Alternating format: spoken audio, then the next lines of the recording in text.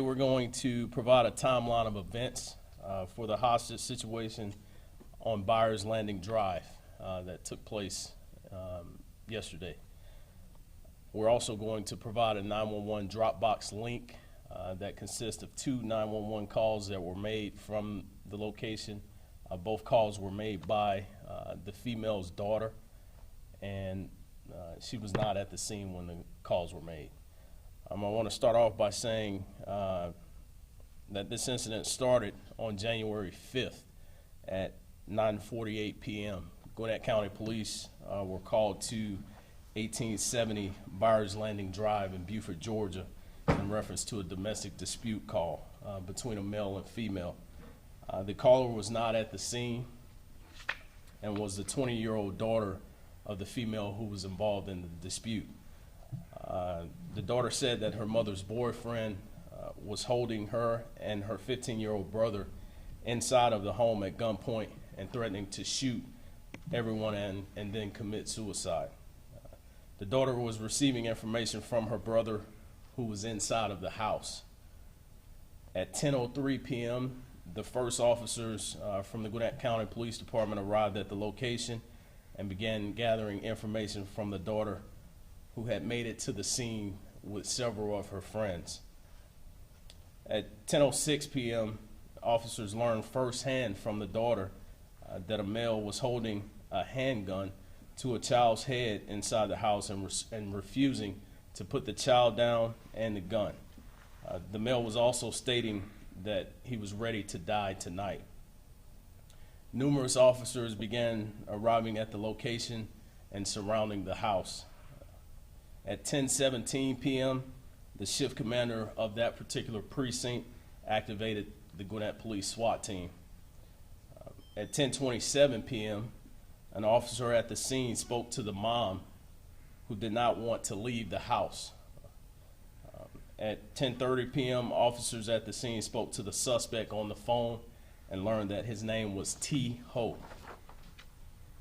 The suspect claimed that he and his wife were actually about to come outside, and at that point in time, he would have his hands up. At 10:32 p.m., officers lost contact with the suspect and attempted to call him back, but received continuous voicemails. At 10:34 p.m., the first negotiator from the Gwinnett County Police Department arrived at the scene and assumed control over negotiations. At 10:36 p.m., the first SWAT officer arrived at the scene and began tactical assessments of the location. At 10:38, officers learned that there were multiple cameras on the exterior of the house that covered various angles and could be monitored from any mobile device. At 10:47, the brother, sister, and her friends were secured at the command post that had been established. At 10:48, the mother came out of the house and was secured by the SWAT team. At that point, only the suspect, T. Ho, and his son, Philip Nguyen, were inside the house. Throughout the standoff, negotiators spoke to the suspect numerous times over the phone and via text. The calls were very short and with very limited dialogue. During those brief dialogues, he requested to speak to his girlfriend. Those requests were not granted due to the training and experience of negotiators. Generally, direct third-party negotiations are avoided, especially in hostage situations, for fear of the suspect making a last statement to their loved one. At 3 a.m., the suspect's parents were called to the scene. Negotiators told the suspect when the parents arrived in hopes that he would surrender. At 4:06 a.m., the suspect's parents received a text message picture of the suspect and child lying in the bed. In the photo, the child was asleep. The suspect texted his parents multiple times and attempted to call his girlfriend throughout the night. Overnight, Gwinnett Police SWAT found a window of opportunity and entered the interior of the house from the garage. At 6 a.m., due to the frigid temperatures and duration of the standoff, the decision was made to employ mutual aid and request the DeKalb Police SWAT team. At 10:42 a.m., DeKalb Police SWAT began slowly relieving Gwinnett SWAT officers and assuming tactical control and negotiations. At 11:16 a.m., the suspect was observed with a handgun and holding the child while walking through the house. At 11:17 a.m., the suspect is heard moving a dresser behind the master bedroom door to fortify his position. At 3:13 p.m., negotiators established verbal contact with the suspect from inside of the house. At 3:15, the suspect appeared agitated and began speaking in his native language, which we believe is Vietnamese. At 3:39 p.m., the suspect apologized to officers as they are requesting that he come to the door. At 3:44, negotiators hear the child making noises, and the suspect begins to ask for food. At 3:45, negotiators establish contact with the suspect over the phone, and at that point, he starts asking for cigarettes. At 3:48, negotiators lose contact with the suspect over the phone. At 4:34, one shot is fired through the master bedroom door towards tactical officers. Seconds later, 2 additional shots are fired by the suspect. That is when he and the child were shot. Tactical officers immediately entered the master bedroom where they found both the suspect and child suffering from gunshot wounds. Both were immediately evacuated from the location. The child was flown by helicopter to Eggleston Hospital, and the suspect was transported by ambulance to Gwinnett Medical Center.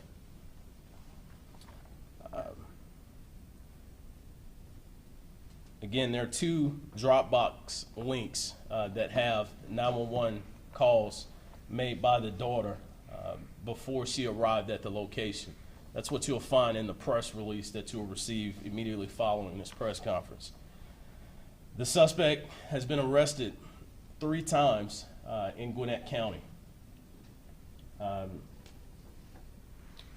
Those arrests revolved around robbery in 2010, a theft, and also parole violation. We've also heard from media reports that the suspect may be a sex offender. I'd urge you to reach out to the Gwinnett County Sheriff's Department to confirm that particular status. I also want to take this time to extend our sincere gratitude and appreciation to the DeKalb Police Department and their SWAT team for the contribution that they've made to this operation. At this time, I'll open it up for questions. I guess the elephant in the room, a lot of people are asking, why wait so long to go in? Well, every action made by the suspect, there's a reaction by police. Throughout the night, there was dialogue with the suspect. This dialogue went from text message to phone conversation, and ultimately with officers being inside of the house talking to the suspect through a door that we knew was fortified. At that point, it's not prudent in a hostage situation to attempt an entry into the room. So the shots are what actually prompted officers to enter the room. When you say every action has a reaction, did the fact that it was a 2-year-old in that room change the operation into this hostage situation? Well, in the minds of people, I would say yes, but as far as tactical operations are concerned, if there was an adult inside of the room, we still would have proceeded the same way. Was there anything, you said 434 shots were fired through, a shot was fired through the door. Anything before that that indicated that he was becoming more unstable? Anything that would have prompted him to fire the shots that killed his son and himself? Again, the suspect's mood was up and down throughout the night. He appeared angry at times. He appeared calm. He appeared very anxious to speak to his girlfriend. But The only violence presented during the entire altercation was when the shots were fired through the door. And again, that's what prompted tactical officers to enter the room. At no point did any law enforcement personnel from Gwinnett County or DeKalb County fire any shots, even after the shots were fired by the suspect. You said his tone escalated when he started speaking in Vietnamese. Was there an officer or a translator who could describe what he was saying? What was more escalated? And if so, did he express where he was going mentally? Was there any sign of what he was saying in that? At the point he started speaking Vietnamese, there was no translator inside of the house, but the tactical officers did request a translator after he began speaking Vietnamese. Prior to that, he was speaking in English, so we were able to communicate with him in English. So at no point in English, well, and I guess you don't know in Vietnamese, but was there ever a point in English when he said, "You guys need to get my girlfriend or else I'm going to hurt my child"? Was there ever an expression of intent to do this? He never expressed intent to harm his child the way that you just phrased it. Again, he made statements to the fact of, I want to speak to my girlfriend immediately, things like that, and then he would disconnect the call. But to my knowledge, there was never any statements made, if you don't do this, I'm going to harm my child during negotiations. You said at one point in time, he said, "I'm ready to die tonight." Did he ever say, to your knowledge, "I'm going to kill anybody," or was he only threatening to kill himself? It's my understanding that the daughter received information from her brother that the suspect was threatening to shoot everyone in the house and kill himself. Now, she was not at the scene when these statements were made, but that's the information that she relayed to 911 dispatchers and officers when they responded to the location. Why do you all believe that he would do this in the first place? Why he would want to kill anybody and kill himself in the first place? That particular angle, Josh, is still under investigation. We really don't know at this point. We don't have a definitive reason as to why he would choose to hold his son hostage for such an extended period of time and then take his life and his son's life. Do you You know mentioned the that- nature of the last conversation he had with the negotiator? I believe I covered that there was a request for food and cigarettes at some point, and that was pretty much the last communication that the suspect had with negotiators and the officers that were inside of the home. So you have two separate negotiations taking place. The suspect's talking over the phone to negotiators at the command post, and he's also communicating with officers that are inside of the home, talking to him through the door. As you're talking about that, the talking through the door, can you explain the layout of this? They were in the master bedroom. Was this upstairs? Was this on the landing upstairs? Were the officers and TAC team actually upstairs directly outside the door? Can you explain a little bit of that? It's my understanding that the master bedroom is on the second level of the house, and of course, the tactical officers were in various positions inside of the home. I'm not sure how close they were to the actual door when the shot was fired, but I can tell you that they were inside of the house in fairly close proximity. Shot fired. Any information on this gun? Whose gun it was? Where it came from? No, sir, we don't have that information available. All I can tell you is that it was a handgun. She said 10 a.m. that Ho was spotted holding a gun and his child. How so?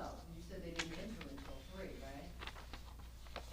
Somewhere in the 10 o'clock hour. I apologize. Yeah, somewhere in the 10 o'clock hour, our tactical personnel observed the suspect walking inside of the house and holding the child and with the firearm in his hand. From another home, from an exterior position? Well, we believe at that point, I don't want to divulge too many of our tactical options or equipment. There were no SWAT officers in the home at the time that observation was made. Is that correct? No, I'm not going to say that. Okay. So 3:48, the last contact. Let's see. You're gonna release Yes. this And timeline? then- Yeah, that's correct. And then it was 4, I think you said 34 when Yeah. the shot. So That's correct. we ever gonna know what happened in the 50 minutes, give or take? Or is it, I mean, Inside of the room with the Yes. suspect? yes. Well, I don't believe we will be able to do that because we don't have anyone to talk to. You know, he took his son's life, obviously, and his own life, so we don't know what he was doing inside of the room that, you know, prompted him to decide to take his son's life. But this timeline will be given to you. It'll be on the release, so you can dissect it at your leisure. Have you talked to tactical officers? When we were there, we all thought this might end, or expected it to end peacefully after that much time. And then it ends like this. As far as the SWAT officers and tactical officers, nobody wanted it to end this way. What was their reaction? Have you talked to them since in the last 12 hours about, you know, could they have done more? Are they, you know, what's their reaction to all this? Well, again, this situation didn't end the way that any of us wanted. But unfortunately, this is what we are faced with dealing with. So our primary focus at this time is gathering as much information about Mr. T-Ho and the circumstances that led up to this particular incident. I don't know that we will ever be able to find something that makes sense to a reasonable person as to why a person would kill their 2-year-old child and then commit suicide. As far as law enforcement is concerned, this is obviously a difficult situation for us to deal with. Anytime a child is involved in a situation like this, it tugs at the heartstrings. But again, we're trained professionals, and again, our objective and focus at this point is information and evidence gathering. Have the officers involved been, or taken advantage of, or been offered any kind of counseling or meeting with the chaplain or anything like that? Yes, immediately following the incident, our crisis intervention team responded to the scene, and both the Gwinnett County Police SWAT team and the DeKalb County Police SWAT team was afforded the opportunity to speak with them. And we also have additional resources that they can utilize if they choose to do so. Are they back at work? Are they getting some time to sort of regroup and decompress? Well, this situation took about 20 hours, Ms. Bruner, so I would imagine the majority of them are resting. Let's talk tactics a little bit. This was a joint operation. It swapped out. The CAB SWAT came in. From the information that you have that everything went down, did the CAB SWAT teams do this as would Gwinnett had since it ended on their watch at this time? Yes, I can tell you that DeKalb Police SWAT and Gwinnett County SWAT are intimately familiar with each other. The tactics that they employ are similar to the tactics that we employ. Also, the types of equipment that we use is similar as well. So it wasn't foreign for the operational purview to be transferred from Gwinnett County to DeKalb County.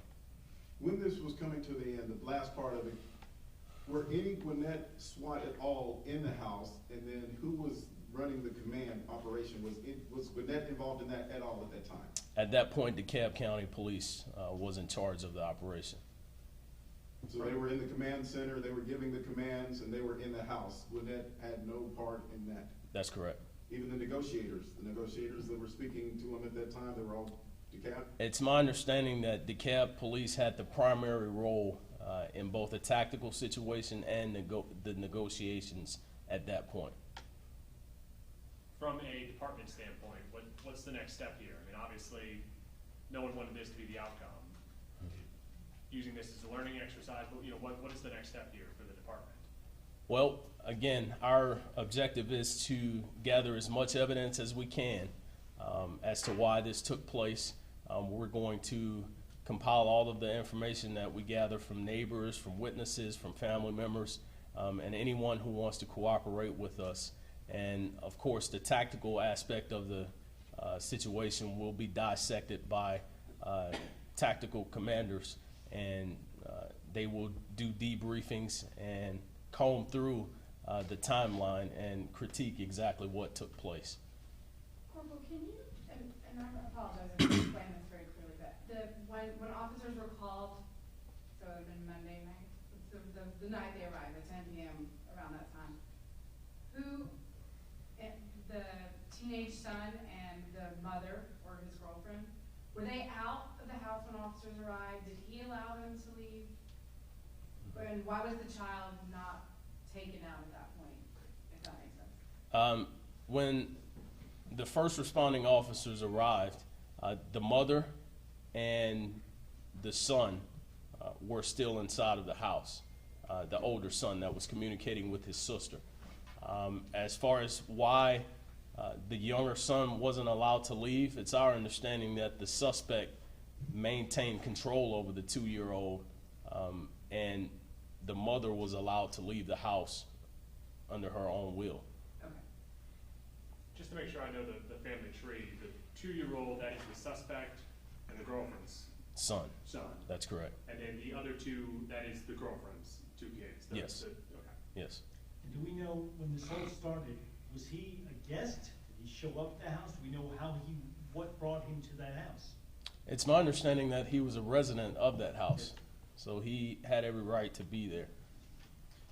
Do you know if there was any kind of TPO in place or anything like that, that he'd been asked to leave or? Yeah, I'm not aware of any TPO, Ms. Bruno. Have you had a chance to interview the girlfriend? She stayed at the command post throughout the whole operation and was interviewed by negotiators. I would imagine in the upcoming days there will be a conversation with her and police detectives. So maybe she'll be able to shed some additional information about his state of mind and what was going on that led to what ultimately happened. Can you tell us anything about, I can obviously imagine, but can you tell us anything about her reaction to everything that was going on, particularly the ending? Well, she's distraught, as any mother would be, to lose their 2-year-old son at the hands of the father, and that's unfortunate. And again, that's not the ending that any of us hoped for, but it's the one that we're faced with dealing with now. Not the ending that you hoped for, but from the actions that DeKalb County SWAT and everything took in this process, are you pleased with that? Yes, definitely. The tactical part of actually entering the room after the shot was fired, can you explain a little bit, is that procedure? Yes, Shots fired, if you hear something, then you start going in, can you kind of explain how that process would work? yes, that's standard.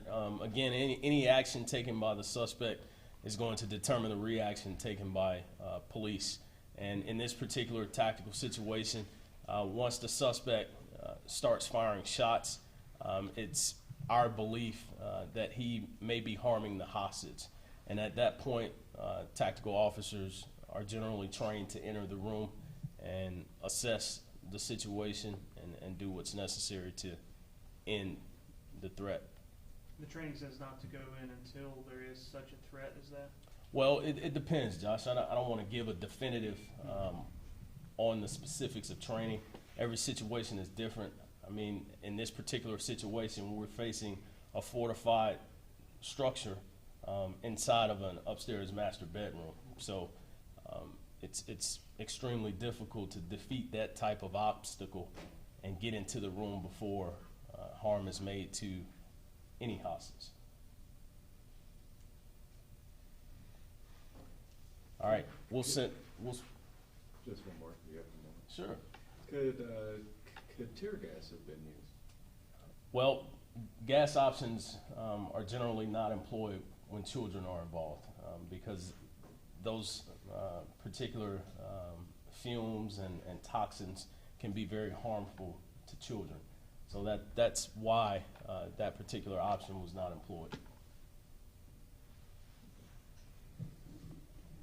All right, we'll send out this release shortly, and you'll have the complete timeline and Dropbox links in a few minutes. Thank you. Thank you for coming.